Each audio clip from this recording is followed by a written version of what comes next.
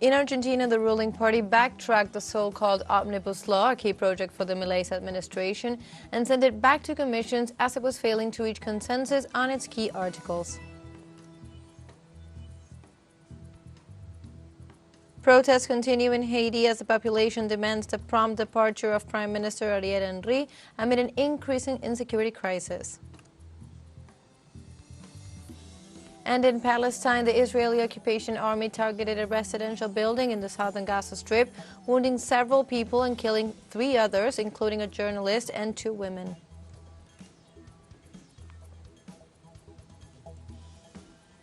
Hello and welcome to From the South. My name is Belen de los Santos, and from the Telesur studios in Havana, Cuba, we begin with the news. In Argentina, the ruling party backtracked the so-called Omnibus Law, a key project for the Milei's administration, and sent it back to commissions and adjourned the Congress session as it was failing to reach consensus on its key articles. This means that the mega bill presented by Milei loses last week's general approval and must go back to its initial debate. The decision was taken because Liberty Advances did not have the necessary votes to approve key articles of the law, such as the privatization of public companies, reforms to the law of debt, on debt sustainability, and increased penalties to limit social protest. The project, which became known as the Omnibus Bill due to its extension, had already been trimmed to almost half from initial over 660 articles and was presented as one of the pillars of the administration together with the mega emergency decree. Inside and outside the Congress, celebrations were held, including chants stating that Milei has no law. And the popular repudiation was felt throughout the country. Demonstrators gathered in front of the Congress and were repressed by the police during the debate of each article of the bill of the reform package of President Javier Milei after approving it in general and eliminating almost half of the original text last week. Venezuelan Foreign Minister Ivan Gil and the Minister of Foreign Affairs of Burkina Faso, Karamoko Jean-Marie Traoré, inaugurated on Tuesday the first meeting of the Venezuela-Burkina Faso Joint Commission. The head of Venezuela diplomacy pointed out that the Venezuelan government hopes to reach cooperation agreements in different areas with Burkina Faso's government in sectors like mining, oil, and industrial fields to turn the strategic alliance into a model of progress. He explains that Venezuela, as an oil-producing country, is very interested in strengthening the energy and mining areas with Burkina Faso, considering that this nation is a great producer and exporter of gold in the African continent. The Vice President of Venezuela, Delcy Rodriguez, also held a meeting with a delegation from Burkina Faso in order to strengthen cooperation and friendship relations with the country. The meeting was attended by the Foreign Minister Ivan Gil as well as the Vice Minister of Foreign Relations for Africa, Yuri Pimentel. Bolivia Senate approved on Tuesday the transitory law for judicial elections. According to the president of the Chamber of Senators, Andrónico Rodriguez, the law was approved for unanimity and was sent to the executive body for its corresponding promulgation. The approved law is made up of 42 articles, 5 additional provisions, and a final provision. The proposal included, in addition to an evaluation of the legislator's merits, written and oral evaluations. The bill also establishes a term of up to 80 days for the nomination of candidates and up to 150 days for the organization and holding of the election of magistrates. Protests continue in Haiti as the population demand the prompt departure of Prime Minister Ariel Henry. Thousands of people once again took to the streets of the national territory when the deadline for the swearing-in of a new head of state is about to expire. Citizens declare that during the demonstrations, the Haitian National Police used tear gas and bullets to repress the demonstrators, causing injuries to at least one of the civilians present. In addition to demanding the exit of the government, the protest denounced the high cost of living and the violence of armed groups that control the capital and other areas of the country. On Tuesday, the sixth dialogue between the delegations of the government of Colombia and the National Liberation Army concluded in Cuba. After 2 weeks of intense negotiations in Havana, an agreement was reached on a bilateral ceasefire for the next 6 months. The National Liberation Army committed itself during this period to suspend unilaterally and temporarily the economic retentions. The party also agreed to create a multi-donor fund for the peace process and to continue with the dialogues in order to achieve the desired peace in the South American country.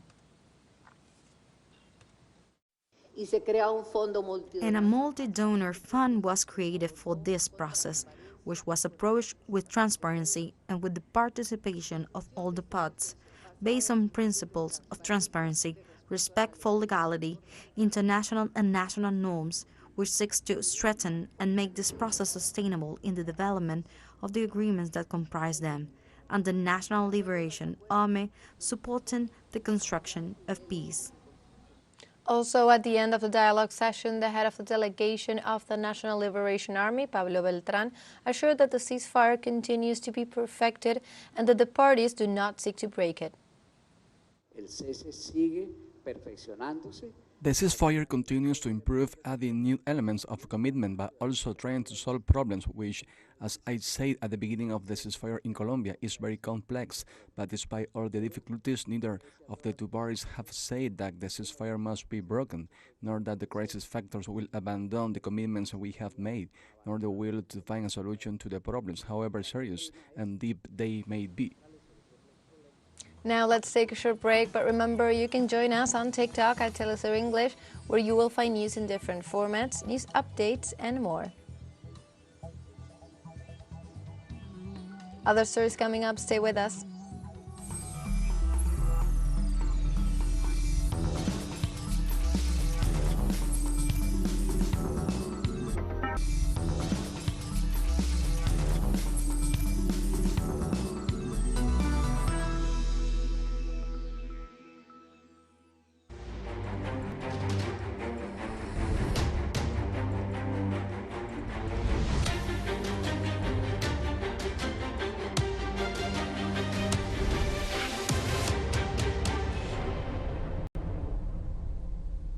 Welcome back to From the South. In Palestine, local media reported on Wednesday that the Israeli occupation army targeted a residential building in the southern Gaza Strip, wounding several people and killing 3 others, including a journalist and 2 women. In this regard, Palestinian authorities stressed that the shelling occurred on Tuesday night and it was aimed at a building housing around 200 displaced people in the Tel al-Sultan neighborhood west of the city of Rafah. The journalist killed was identified as Zakaria Abu Ghali, who worked for the Al-Quds Today channel. It should be noted that among the wounded were displaced people from Khan Yunis who were seeking refuge from attacks by the occupation army. On the other hand, the Ministry of Health reported that since last October 7th, Israeli forces have killed 27,968 people, mostly children and women, while about 67,000 have been wounded. Also in Palestine on Tuesday, 5 members of the local Gaza police were killed in southern Gaza after their vehicle was hit by an Israeli drone attack while the law officers were patrolling the Kirbat al-Adatz neighborhood of Rafah. Precisely this attack by Tel Aviv regime forces comes within the framework of the escalation of military operation in the Khan Yunis area, the second largest city in the Gaza Strip. The Palestinian Red Crescent Society said on Tuesday that the Al-Amal hospital in the city of Khan Yunis was subject to violent bombardment and continuous gunfire. The society announced that about 8,000 displaced people from the Al-Amal hospital and the organization's headquarters in Khan Yunis were evacuated after the Israeli occupation forces besieged them for 2 weeks. According to the report, hundreds of those who were discharged from the Al-Amal hospital and the Red Crescent headquarters were displaced to the city of Rafah in the far south of the Gaza Strip. Also, U.S. lawmakers voted on Tuesday to reject a standalone Israel aid bill denounced by critics as a cynical bid to thwart a cross-party border security and foreign assistance package that would include cash for Ukraine. Republicans in the House of Representatives scheduled to vote after the Democratic-led Senate released a bipartisan bill Sunday pouring billions of dollars for Israel and Ukraine with some of the strictest immigration curve in decades. But support for that $118 billion package was dwindled. The standalone Israel bill would have provided $17.6 billion in military aid for the country amid the international claims that the U.S. is complicit in the genocide operation taking place in the Gaza Strip. In this context, the Russian government denounced the aggressive nature of the United States policy in the Middle East after the attacks on Syria and Iraq. In the framework of an emergency meeting held by the United Nations Security Council, the permanent representative of Russia, Vasily Nevencia, described the U.S. attacks as illegal and irresponsible actions. Nevencia asserted that such actions are a direct threat to international peace and security.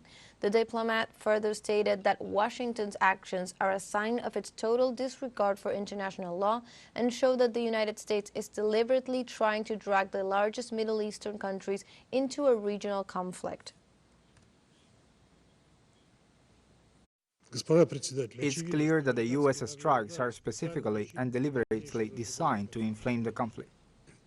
The interim representative of Iraq to the United Nations, Abad Karim Obaid, rejected all possible forms of attack against the military bases of his country.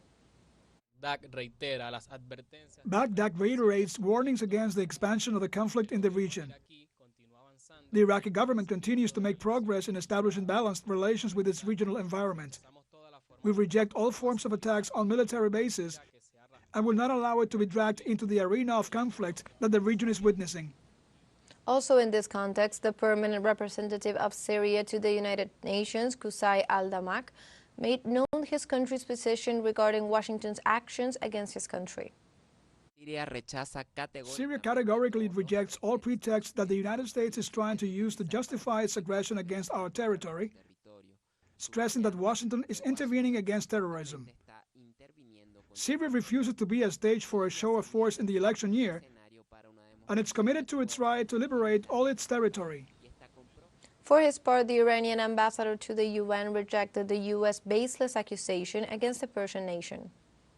The resistance group in the region are independent and their decisions and actions are motivated by their legitimate rights under international law that are ending the illegal presence of U.S. in their territories, stopping the genocide in Gaza, and ending the occupation of Palestinian territories. Therefore, any attempt to attribute these actions to Iran or its armed forces is misleading, baseless, and unacceptable. Iran never seeks to contribute to the spillover in the region. In other news, the director of the World Health Organization, Tedros Adhanom Ghebreyesus, called on Tuesday to take measures to eradicate female genital mutilation, considered by the High Representative as an egregious violation of fundamental human rights. On the occasion of the International Day of Zero Tolerance against this scourge, the WHO director urged to develop urgent investments to achieve its elimination by 2030, in line with the Sustainable Development Goals. According to the United Nations, it estimates that 200 million women and girls have been subjected to some form of female genital mutilation worldwide, meaning the removal or injury of female genitalia for non-medical reasons. Nearly 4.4 million girls are at risk of female genital mutilation this year, equivalent to more than 12,000 cases per day, according to UN forecasts. We now have a second short break coming up, but before we invite you to join our WhatsApp community for our English-speaking audience. You can scan the QR code on screen to join directly and also share the link to reach more people. Constant news coverage of Latin America and the Caribbean, as well as the rest of the world. Stay connected and informed with Telesur. Final short break, don't go away.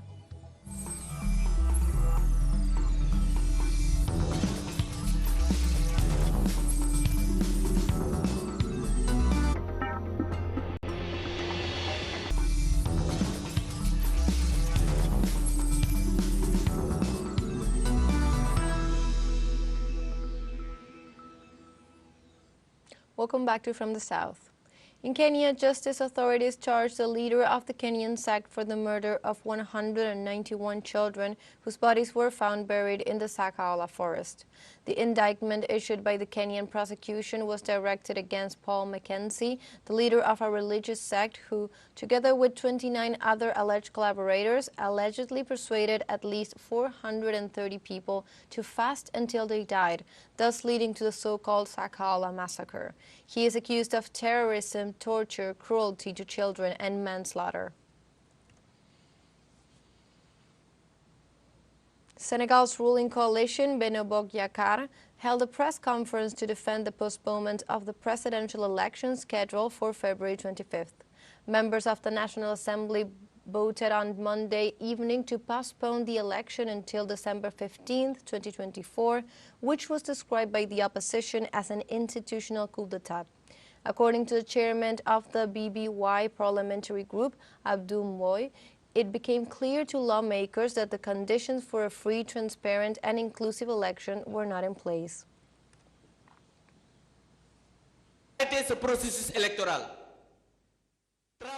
Stopping this electoral process, working to ensure that there are free, transparent, democratic, and inclusive elections, means working to save Senegal for future generations. Because we shouldn't go to an election where we come out with endless protests to say that we have an illegitimate president. That's what happens in Senegal. That's what happens at the National Assembly, and that's why we BBY MPs are so proud of ourselves.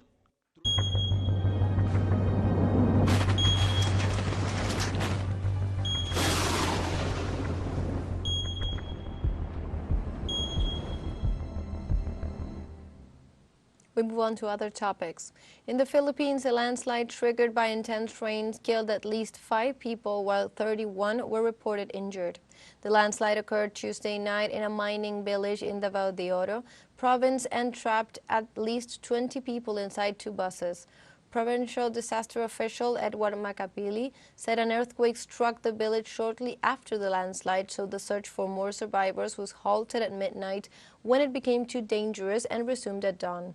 Authorities reported that it is unclear whether other miners or villagers were also affected, and for their safety, 285 families from Masara were evacuated. In Chile, the Forensic Medical Service updated the death toll from last weekend fire in the central region of Valparaiso, where there are still many bodies that have not been identified. As of 7 p.m. local time on Monday, the death toll was 131 people, of which 35 were identified. Also, at the time, 8 deceased were delivered to their families. According to Chile's Forensic Medical Service, the condition of the bodies is making their identification difficult.